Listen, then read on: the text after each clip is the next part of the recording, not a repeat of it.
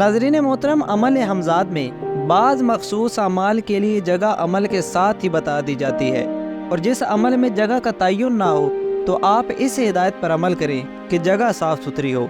ऐसी जगह हो जहाँ दूसरे खौफ खाते हों या अकेले नहाते हों, या फिर बिल्कुल तन्हाई में हो जिस जगह कोई भी ना आ सके, और ना ही इस जगह किसी किस्म का शोर गुल हो बल्कि कोई पराई आवाज़ भी ना आए। देहात वगैरह में किसी रिश्तेदार या दोस्त की ज़मीनों पर चले जाएं। इस जगह अगर अमल चिराग वाला नहीं है तो खुली हवा के आने जाने के लिए रोशनदान वगैरह खुले रखें और अमल की ज़मीन हमवार हो।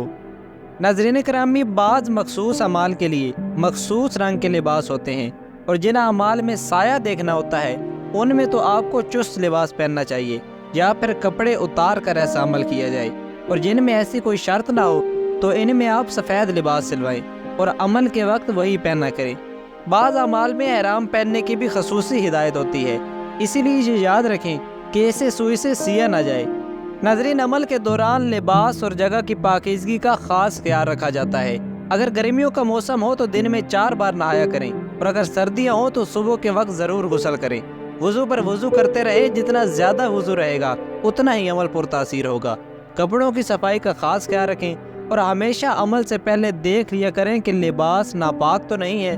नाज़रीन, हमज़ात के अमल के लिए बेहतर है कि मौसम बहार का हो, और अपनी अमल की जगह को खुशबूवियात से महका लिया करें और हर वक्त वहाँ पर खुशबू रहे। आमिल को चाहिए कि वो सफाई के मामले में अपनी मालूमात को काफ़ी ना समझे, बल्कि इस चीज़ को समझने के लिए इस्लामी कुतुब लें जिनमें हुस्न वज़ू के तरीके हों और पाकी नापाकी की तशरीह की गई हो। मुअज़्ज़िज़ दोस्तों, अब परहेज़ के मुताल्लिक भी सुन लें। हम दोनों किस्म की जलाली और जमाली परहेज़ तफसील के साथ बयान कर रहे हैं। सबसे पहले आप हैवानी अशिया को तर्क कर दें, मसलन गोश्त, और इसी में मछली का गोश्त और मुर्गी का अंडा भी शामिल है, और चूँकि शहद भी मक्खियों से पैदा होता है इसीलिए इसे भी छोड़ दें। और मुश्क की खुशबू चूँकि हिरन की नाफ से निकलती है इसीलिए यह भी हैवानी है। इसके अलावा चमड़े का इस्तेमाल भी तर्क कर दें।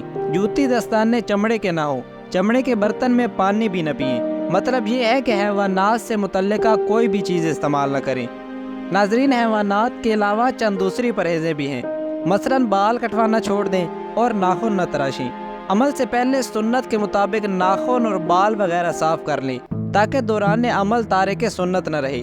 अगर अमल तवील है तो फिर अमल ख़त्म करके ये काम करें। इसके अलावा सिरका, कच्चा लहसुन और प्याज और गला हुआ फल न खाएं।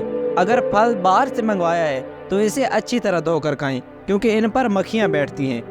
आमिल अमल के दौरान खुद पकाए और खुद खाए।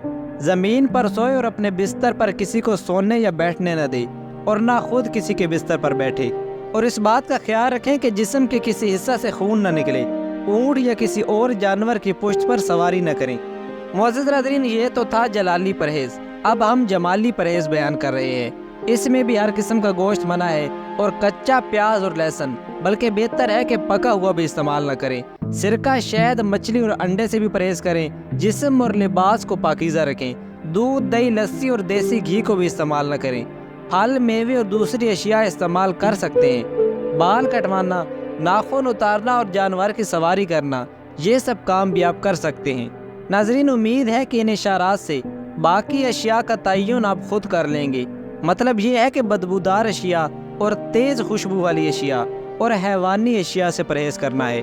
अगर आमाल हिंदी तलस्माती हों तो इनमें भी इनकी कार फरमाई है, क्योंकि हर खित्ते अर्ज़ के साहिब फ़न अफराद ने इन अशिया से परहेज़ का हुक्म किया है, और ये सब में यकजा हैं। बाकी बाद अमाल शैतानी होते हैं जो गंदगी में रहकर हासिल होते हैं। बाज़ साधु लोग और जादूगर ऐसे अमाल करते रहते हैं। इनमें हर गंदी चीज़ खाई जाती है और अच्छी चीज़ से परहेज़ किया जाता है। ये लोग बदन को बजाय पाक रखने के इस पर मुर्दों की राख मलते हैं। नाज़रीन, इस किस्म के अमाल में अगर आप शैतानी अफ़ाल करेंगे तो ही आपको कामयाबी मिल सकती है।